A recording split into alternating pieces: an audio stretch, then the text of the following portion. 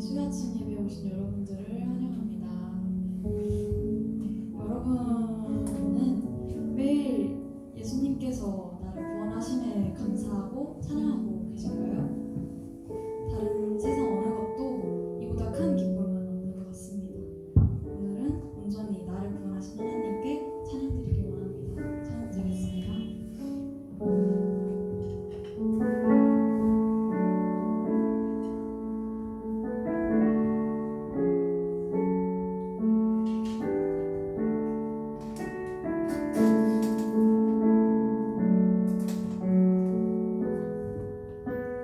슬픈 마음이 있는 자,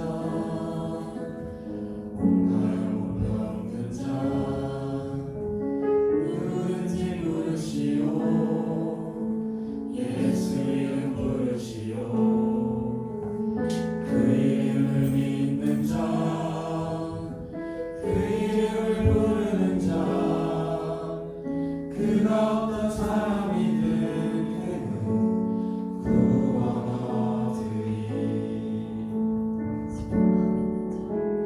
슬픈 마음이 있는 자, 공갈 못 겪는 자, 누구든지 부르시오. 예수 이름 부르시오.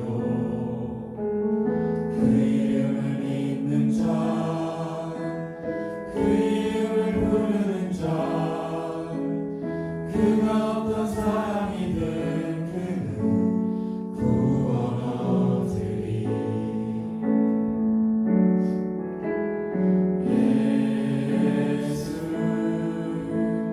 예수 오 능력의 그 이름 예수 나 외쳐 부르네.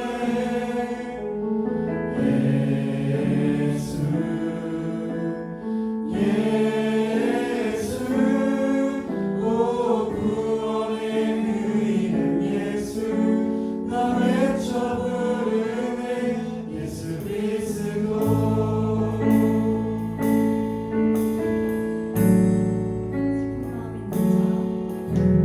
슬픈 마음이 있는 자, 공갈 못 겪는 자,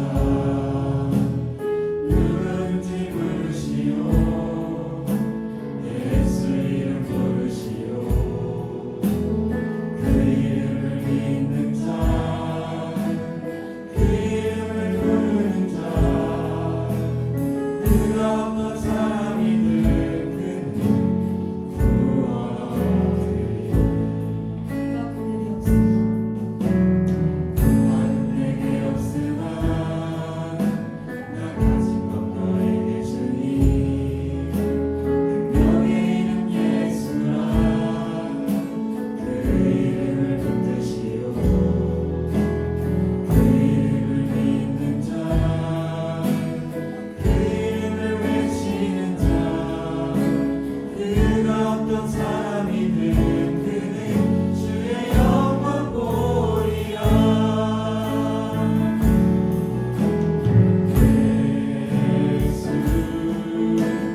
예수 오 능력의 그 이름 예수 나 외쳐 부르네.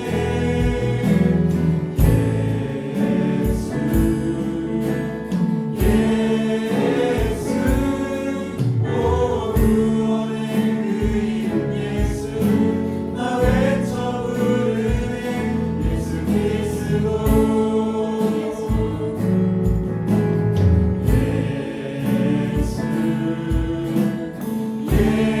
예수 오 능력의 그 이름 예수 나 외쳐 부르네.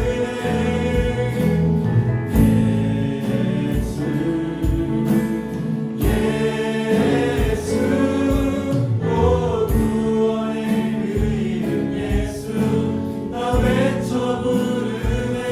예수 그리스도.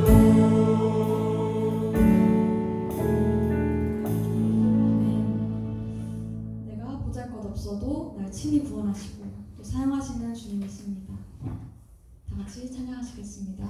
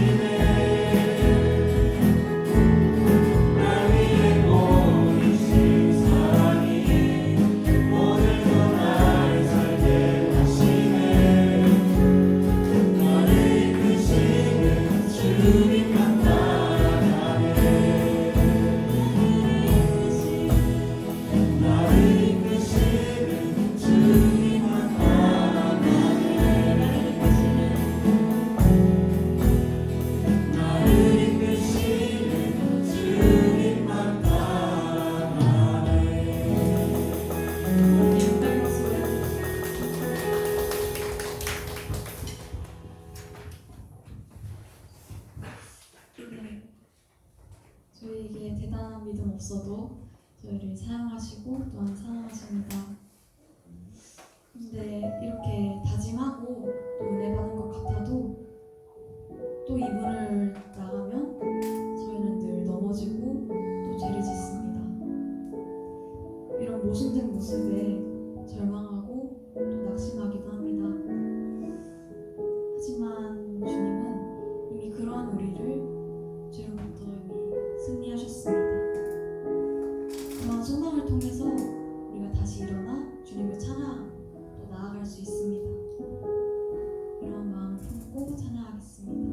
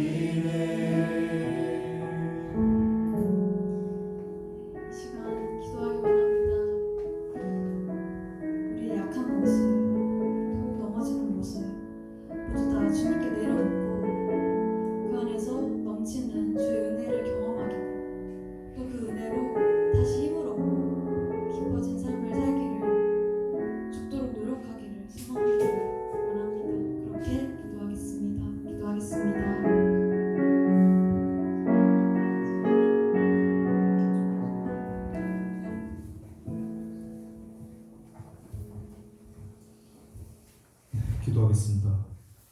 사랑이 많으신 하나님 아버지 감사합니다. 오늘도 이렇게 학업과 많은 과제로 인해 바쁘고 지친 일상 속에서 수요 아침 예배를 지킬 수 있게 해주셔서 감사합니다. 지난 한 주간 저희들의 모습을 회개합니다. 한 주간 하나님을 사랑해야 함에도 늘 세상의 것들을 바라보고 죄를 죄라고 인식하지 못한 저희의 어리석음을 용서하여 주옵소서. 주의 크신 긍휼로 저희들의 죄를 용서하여 주옵소서. 다음 주부터 실습가는 친구들이 있습니다. 실습 무사히 잘 다녀올 수 있게 해주시고 실습을 통해 예비 교사로서 하나님이 인정하고 원하시는 진정한 교사는 어떤 교사일지 고민할 수 있는 소중한 경험이 되게 해주시옵소서. 날씨가 점점 추워지고 있습니다. 우리 전주교대 가족들 건강 지켜주시고 특히 오늘 말씀 전하시는 변호상 선교님께서도 하나님께서 성령의 능력과 지혜를 더하여 주옵소서. 감사드리며 이 모든 말씀 예수님의 이름으로 기도드립니다. 아멘. 네, 오늘 성경 봉독 요한복음 2장 1절에서 11절 말씀 제가 읽도록 하겠습니다. 사흘째 되던 날 갈릴리 가나에 혼례가 있어 예수의 어머니도 거기 계시고 예수와 그 제자들도 혼례의 청함을 받았더니 포도주가 떨어진지라 예수의 어머니가 예수에게 이르되 저들에게 포도주가 없다 하니 예수께서 이르시되 여자여 나와 무슨 상관이 있나이까 내 때가 아직 이르지 아니하였나이다. 그의 어머니가 하인들에게 이르되 너희에게 무슨 말씀을 하시든지 그대로 하라 하니라. 거기에 유대인의 정결 예식을 따라 두세 통 드는 돌 항아리 6이 놓였는지라. 예수께서 그들에게 이르시되 항아리에 물을 채우라 하신즉 아기까지 채우니 이제는 떠서 연회장에게 갖다 주라 하시매 갖다 주었더니 연회장은 물로 된 포도주를 맛보고도 어디서 났는지 알지 못하되 물도 온 하인들은 알더라. 연회장이 신랑을 불러 말하되 사람마다 먼저 좋은 포도주를 내고 취한 후에 낮은 것을 내거늘 그대는 지금까지 좋은 포도주를 두었도다 하니라. 예수께서 이 첫 표적을 갈릴리 가나에서 행하여 그의 영광을 나타내시되 제자들이 그를 믿으니라. 아멘. 네, 오늘 말씀 포도주 같은 삶이라는 말씀으로 변호상 선교사님께서 말씀 전하시겠습니다. 네, 반갑습니다. 오늘 말씀을 나누게 된 변호상 선교사입니다. 하나님께서 오늘 여러분들과 함께 이렇게 말씀을 나누게 해주셔서 감사드립니다. 오늘 저는 최대한 말씀에 집중해서 오늘 말씀을 살펴보기를 원합니다. 저는 선교사이지만 주일학교를 거의 35년 이상 해왔습니다. 어른들에게 설교하는 것보다 아이들에게 설교하는 것이 오히려 더 익숙합니다. 여러분들이 어린 아이들처럼 보입니다. 여기 모이신 분들은 앞으로 초등학교 교사들이 되실 분이라고 들었습니다. 최근에 이런저런 안타까운 소식들을 들으면서 참 마음이 착잡하기도 했습니다. 더 어려운 것은 미래가 그렇게 희망적이지만은 않게 보인다는 것입니다. 저는 자녀들이 이미 큰 상태여서 그다지 선생님들과 접촉할 기회가 없어서 선생님들이 그렇게 많은 어려움을 겪고 계신지에 대해서 미처 몰랐습니다. 저희 삶 가운데 유치원을 운영하면서 교사들과 함께 했던 시간들이 기억났습니다. 그때 저는 유치원 교사들이 3D 업종에 종사하는 분들이라고 생각했고 이분들의 처우가 개선되기 위해서 서울에 올라가서 시위도 해보고 목소리를 높였던 기억도 있습니다. 그리고 좀 전에 얘기했지만 수년 동안 교회학교를 해오면서 교회학교 교사들이 얼마나 많은 어려운 가운데서 그분들이 사역하고 있는지도 잘 알고 있습니다. 그분들의 고충을 해결해 보려고 개인적으로 노력도 해보았지만 상황은 거의 나아지지 않고 있는 것이 사실입니다. 교회 교육을 책임지는 한 사람으로서 안타까움을 금할 수 없습니다. 오늘 그런 맥락에서 제가 이 본문을 묵상하면서 이러한 길을 가려는 여러분들과 어떤 말씀을 나눌 수 있을까를 생각해 봅니다. 제목에서 풍기듯이 이 말씀이 우리에게 부담이 될지 또 격려가 될지 한번 본문으로 들어가 은혜를 나눠보겠습니다.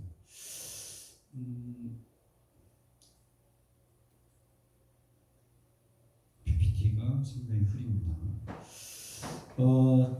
저는 아이들과 함께 요즘 하브루타 식으로 교회에서 말씀을 묵상하고 있습니다. 아이들에게 설교를 하면서 제가 일방적인 설교를 하기보다는 아이들과 함께 대화하면서 또 아이들이 이 텍스트를 분명하게 이해할 수 있도록 하기 위해서 아이들이 자기가 이해한 이 말씀을 서로 친구들과 함께 설교 시간에 큰 소리로 얘기하는 시간을 먼저 갖게 합니다.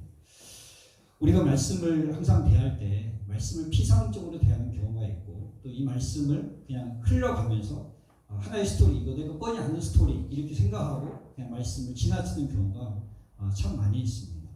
근데 말씀을 하나하나 깊이 있게 또 세밀하게 관찰하다 보면 그 안에서 놀라운 비밀들을 우리가 발견하실 수가 있습니다. 그래서 여러분들에게 묵상이 필요한 것입니다. 오늘 말씀은 굉장히 우리가 익숙한 너무나도 잘 알고 있는 사건이 기록된 말씀입니다. 오늘 11절에 먼저 보면 이것은 예수님께서 이 땅에 오셔서 처음 행하신 표적이라고 기록되어 있습니다. 여러분, 표적이 뭡니까?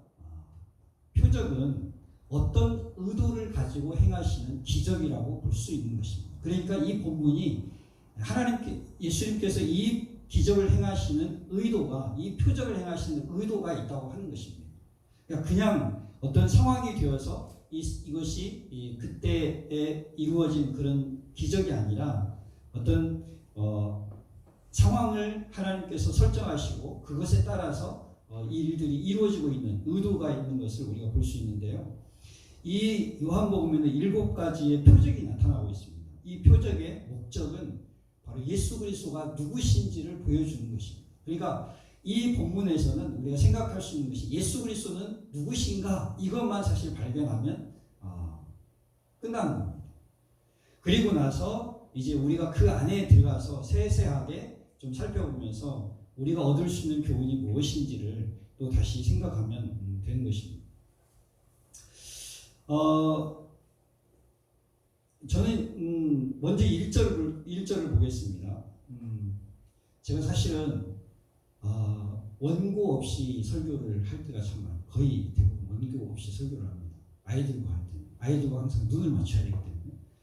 이 스토리를 머리에 꿰고 계속해서 많은 지식을 머릿속에 담아가지고 아이들과 얘기를 합니다. 그런데 오늘 여러분들 앞에 하면서 원고를 썼어요, 사실. 한 번. 그래서 원고를 써서 원고를 제가 이렇게 하다 보니까 좀 어렵습니다. 1절을 보면 사흘째 되던 날로 시작합니다. 무엇으로부터 사흘째 되던 날일까요? 요한복음 1장에서부터 보면 예수님께서 최초의 제자들을 부르시는 장면들이 나오고 있거든요. 이름을 알 수 없는 한 제자, 그리고 안드레를 부르시는 장면이 나옵니다. 이 안드레를 통해서 베드로가 전도되어집니다. 그리고 예수님께서 다시 빌립이라는 사람을 부르십니다. 그리고 이 빌립이 누구를 전도합니까? 바로 나다나엘을 전도한 것을 볼 수가 있습니다. 예수님께 이 나다나엘을 데리고 와서 소개를 해요. 소개를 하는데 그때 예수님께서 나다나엘을 네가 무화과나무 아래에 있을 때 내가 너를 보았다 이렇게 얘기합니다. 그것에 대해서 깜짝 놀라죠. 나를 어떻게 아십니까? 이렇게. 그러면서 이 나다나엘에 대한 평가를 예수님께서 뭐라고 하시냐면 이는 참 이스라엘 사람이고 속에 간사한 것이 없다 그렇게 얘기를 합니다. 여러분, 이스라엘 사람들이 무화과 나무 아래서 보통 했던 일이 뭐냐면 하나님의 말씀 율법을 이 사람들이 나누고 율법을 서로 대화하는, 율법을 서로 가르쳐주기도 하고 배우기도 하는 그런 율법에 대한 대화를 많이 했다고 얘기하고 있습니다. 그때 나다나엘이 이 무화과 나무에 있는 것을 예수님께서 보셨고 그 다음에 예수님께서 그 나다나엘을 보자 그런 말씀하시는 거예요. 그러니까 나를 네가 무화과 나무에서 보았다고 믿느냐? 그러면서 예수님께서 말씀하실 때 이 나다나엘에게 뭐라고 하냐면 너가 이보다 더 큰 일을 볼 수 있다 이렇게 얘기합니다. 이 큰 일을 볼 수 있다고 하는 것이 이제 나다나엘이 예수님의 제자로, 아마 나다나엘을 그 예수님의 12제자 중에 바돌로메, 나중에 이 이름이 바돌로메로 바뀌는 이 바돌로메가 이 나다나엘이 아니었는가 이렇게 얘기하고 있습니다. 그래서 더 큰 일을 볼 수 있다 그렇게 하셨는데 이 더 큰 일을 지금 어디에서 보고 있냐면 가나에 가서 이 더 큰 일을 보고 있는 것입니다. 나다나엘이 고향이요. 요한복음 21장 2절에 보면 시몬 베드로와 디두모라는 도마와 갈릴리 가나 사람 나다나엘 이렇게 표현되어 있습니다. 갈릴리 가나 사람 나다나엘. 그러니까 이 나다나엘이 갈릴리 가나에서 태어난 사람이죠. 그리고 이 예수님과 제자들과 어머니가 지금 갈릴리 가나에 갔을 때 아마 이 나다나엘이 같이 동행해서 가지 않았을까 이렇게 생각을 하는 것입니다. 자, 예수님께서 유대인들은 통상적으로 일주일 동안 이 혼인잔치를 합니다. 혼인잔치, 제가 보겠습니다. 혼인잔치. 갈릴리 가나가 저런 표시가 되었고요. 제가 여러분 PPT를 가져온 것은 우리 아이들과 함께 나눌 때 쓰는 PPT입니다. 여러분 이해하시고 그냥 보시면 되겠습니다. 일주일 동안 혼인잔치를 하는데 이 사람들에게 문제가 발생했습니다. 즐거운 잔치에 포도주가 떨어진 것이죠. 자, 이 혼인잔치의 주인인 신랑과 가족들은 마음이 어땠을까요? 아주 난감한 상황에 처하게 되었습니다. 잔치에 포도주가 떨어진다고 하는 것은 그 흥을 완전히 잃어버릴 수 있고요. 이제 잔치는 파장해야 될 위기에 직면하게 된 거죠. 이 문제를 어떻게 해결해야 되겠습니까? 옆에 있는 집에 가서 포도주를 빌려올 수가 있을 것입니다. 아니면 어디 가서 포도주를 사올 때가 있으면 사올 수도 있을 것입니다. 그런데요, 이 문제를 해결하는데 조금은 다른 방법으로 이 문제가 해결되는 것을 볼 수 있습니다. 예수님의 어머니 마리아가 이 문제 해결에 주도자로 나서고 있는 것을 볼 수가 있습니다. 좀 이상하지 않습니까? 예수님의 어머니가 혼인에 청함받은 손님인데도 불구하고 이 포도주의 문제를 잘 알고 있었고 이것을 해결해야 된다고 하는 그런 책임감을 가지고 예수님께 가서 얘기하는 그런 상황이 된 것이죠. 자, 여러분 이 혼인집에 문제가 발생했는데 포도주가 떨어졌다고 했습니까? 그 의미가 뭘까요? 의미가 뭘까요? 포도주가 떨어졌다. 잔치의 분위기가 흥을 완전히 잃어버릴 그런 상황에 위기에 처해 있다. 여러분 어떻게 생각하십니까? 당시에 여러분 시대적인 상황을 우리가 잠깐 살펴볼 필요가 있습니다.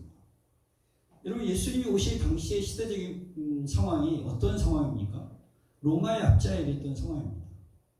하나님과 이스라엘 백성들 간에 그 허니문의 관계가 끝났습니다.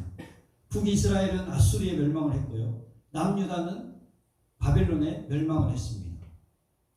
그래서 하나님과 이스라엘 백성들 간의 혼인잔치가 거의 이렇게 문제가 생긴 것이죠. 하나님이 어떻게 보면요, 이스라엘 백성들을 거의 버리셨다 해도 될 정도로 바벨론에 의해서 철저하게 멸망당한 것을 볼 수가 있거든요.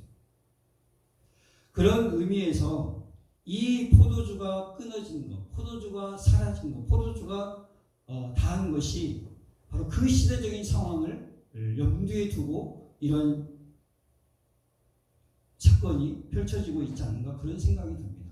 연관지어서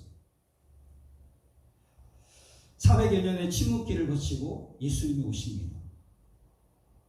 뭔가 이 상황과 약간 비슷하게 흘러가는 것 같습니다.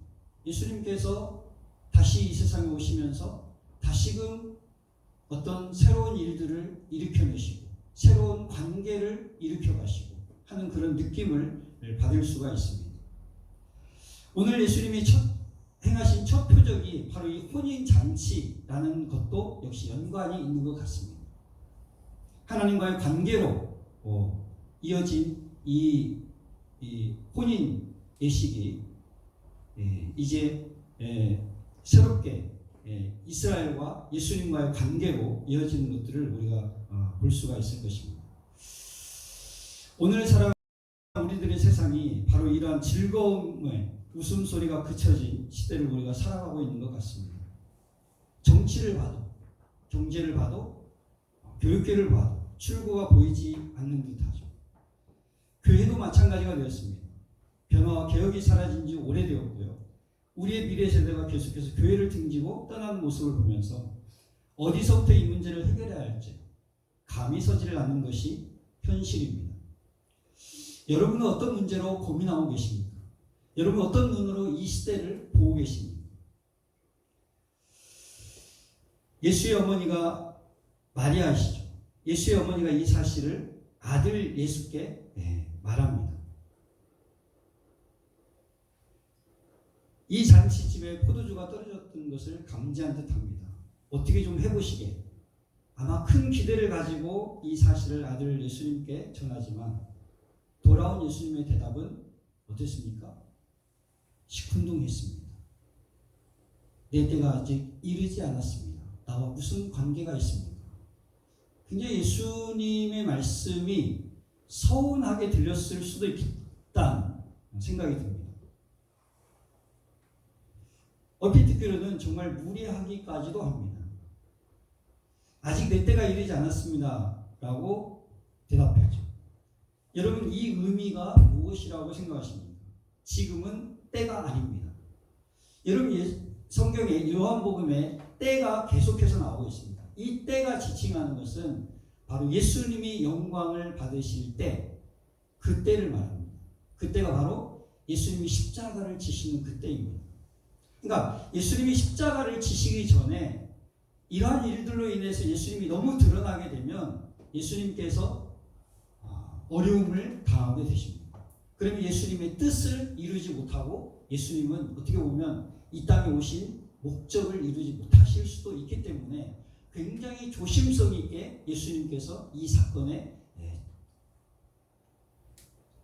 접근하시는 것을 우리가 볼 수 있습니다.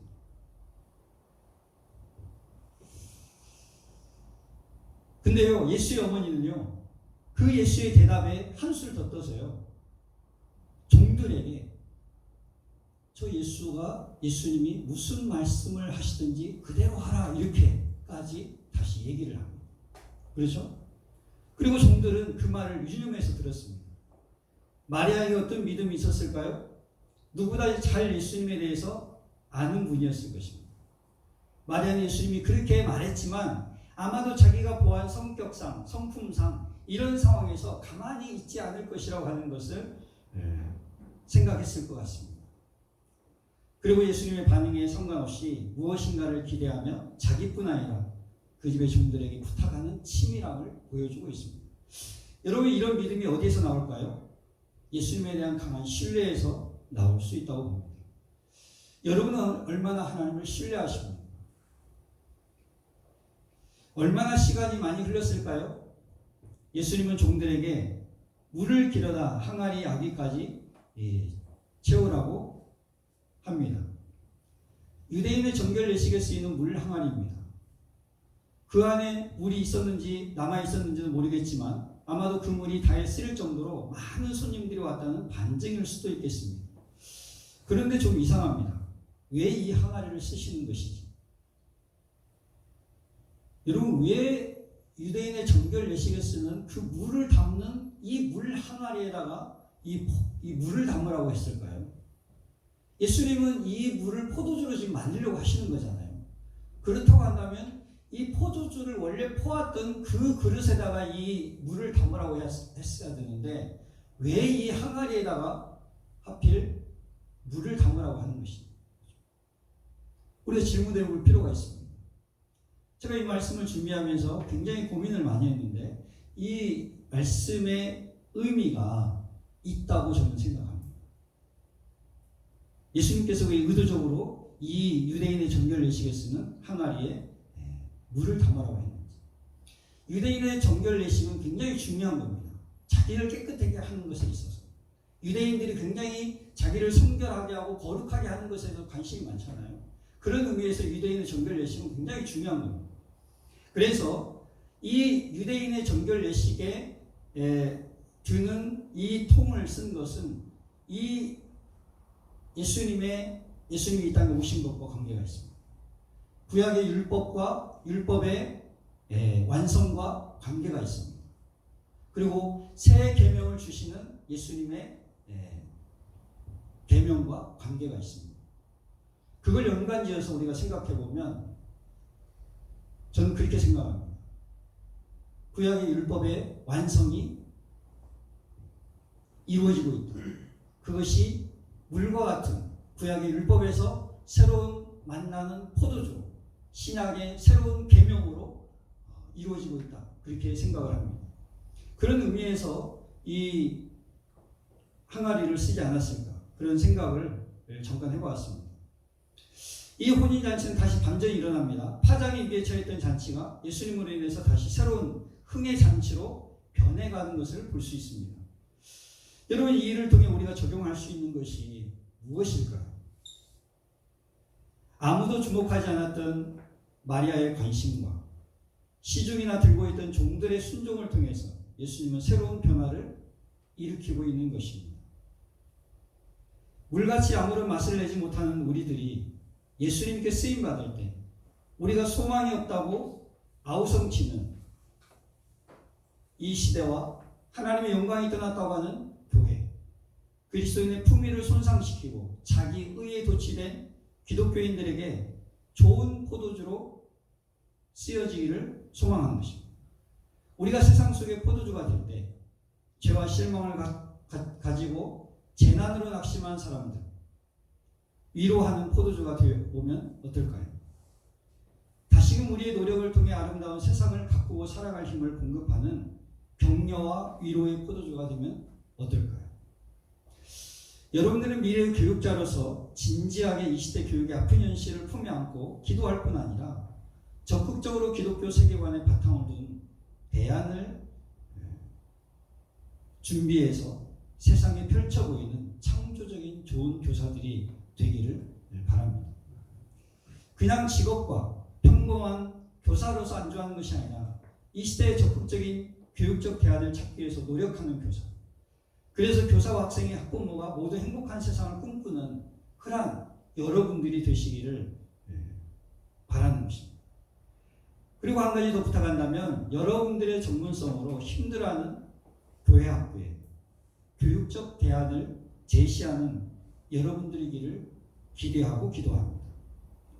여러분들이 전문가에게 저는 당연히 여러분들이 이러한 대안을 제시해야 된다고 생각합니다. 그것이 이 땅에 하나님의 나라를 확장하는 것이고, 그렇게 노력하는 것이 하나님의 나라를 풍성하게 하는 것이고, 그것이 예배의 현장이 될 수 있기 때문인 것입니다.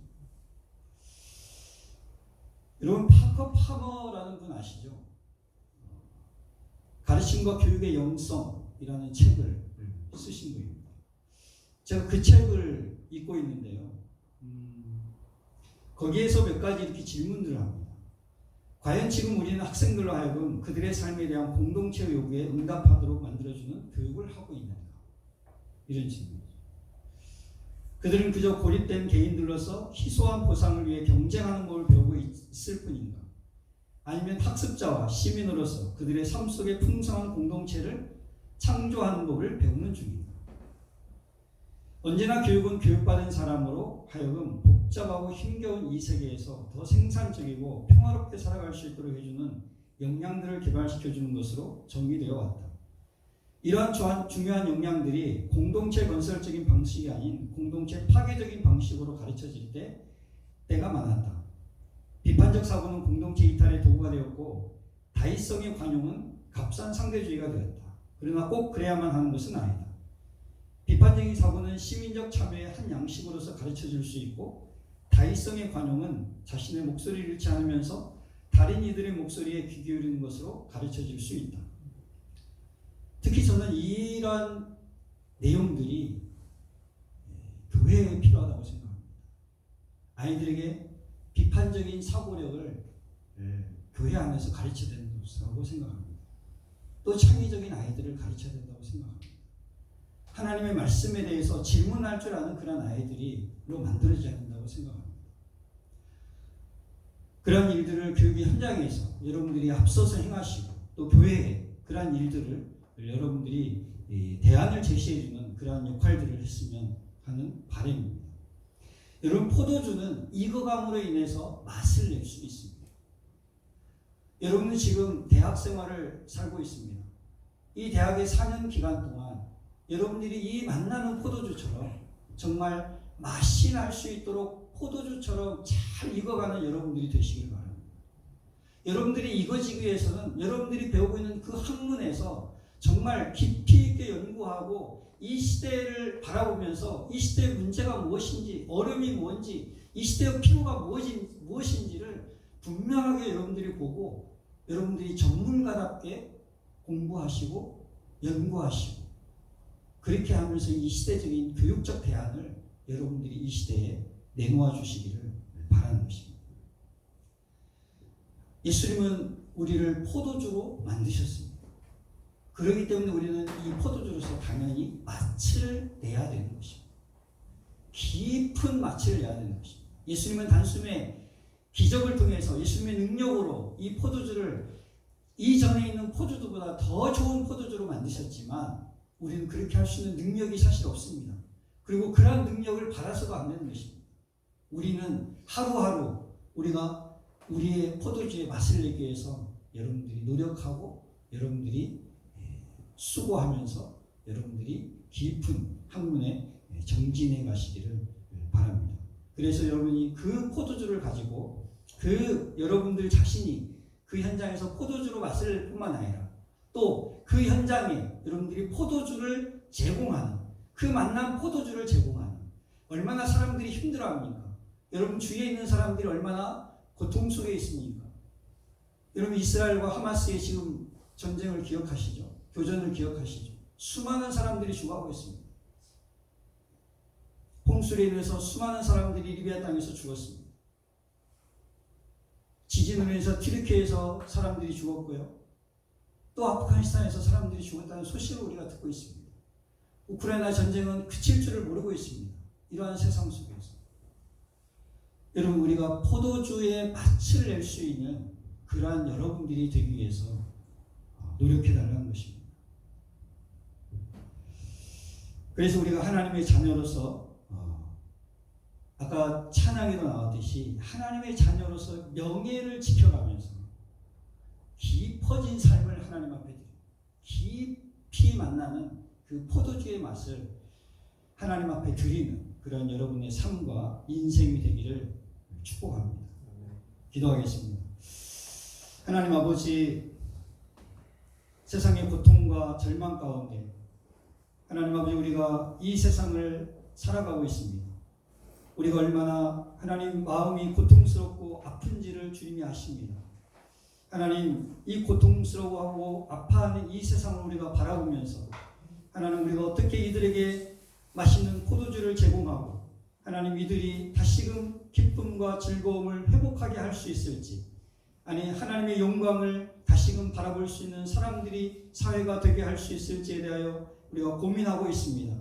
자비하신 하나님 우리를 기억하시고 우리가 이 맛을 내는 포도주가 되게 하시고 하나님 이 즐거움을 잃어버린 이 잔치집에 포도주를 제공할 수 있는 그러한 하나님 사람들로 속성되어지고 하나님 그렇게 익어가는 우리들이 될 수 있기를 간절히 소원합니다. 사랑하는 주님 이 젊은이들을 기억하시고 이 젊은이들이 이 시대를 비추고 이 시대를 책임지고 이 시대의 사람들에게 하나님 희망과 용기와 꿈을 줄 수 있는 그러한 젊은이들로 자라갈 수 있도록 하나님 은혜를 베풀어 주시기를 간절히 기도합니다. 이들의 평생의 삶 가운데 우리 주님이 동행하여 주시고 하나님께서 날마다 이들의 삶을 통해서 하나님의 기적을 보여주시는 놀라운 은혜들을 삶의 현장 가운데서 하나님 경험하며 살아갈 수 있도록 인도하여 주시옵소서. 하나님 이들이 좋은 교육가로 좋은 선생님으로 하나님 그렇게 익어져 갈 수 있도록 하나님 세워져 갈 수 있도록 도와주옵소서. 감사드리며 예수님의 이름으로 기도드리옵나이다. 아멘. 권고하겠습니다. 수요 아침 예배에 오신 여러분들을 환영합니다. 하나님과 함께하는 이야기 되시길 축복합니다. 저희 예배는 성교단체 ESF, CCC, IBF, DSM 그리고 GBF 연합으로 함께 드려집니다. 위 성교단체에 많은 관심과 참여 부탁드립니다. 매주 수요일 아침 8시에 이 자리에서 수요 아침 예배가 있습니다. 많은 참여 부탁드립니다. 간식도 있습니다. 다음 주부터 2학년 실습이 시작됩니다. 많은 기도와 격려 부탁드립니다. 하나님께 영광을 올리는 꿈땀 찬양팀에서 꿈땀원을 모집합니다. 문의는 실과 2 장한나 학우에게 바랍니다. 비전서 한번 다 같이 일어나서 낭독하고 진리 하나. 나는 영혼을 살리는 교사가 된다. 하나. 나는 진리를 가르치는 교사가 된다. 사랑 하나. 나는 사랑을 실천하는 교사가 된다. 하나. 나는 민족을 가슴에 품는 교사가 된다. 정의 하나. 나는 정의를 외치는 교사가 된다. 하나. 나는 대안을 제시하는 교사가 된다. 회복 하나. 나는 비전을 제시하는 교사가 된다. 하나. 나는 창조 질서를 회복하는 교사가 된다. 마지막으로 보리라 찬양하면서 예배 마치도록 하겠습니다.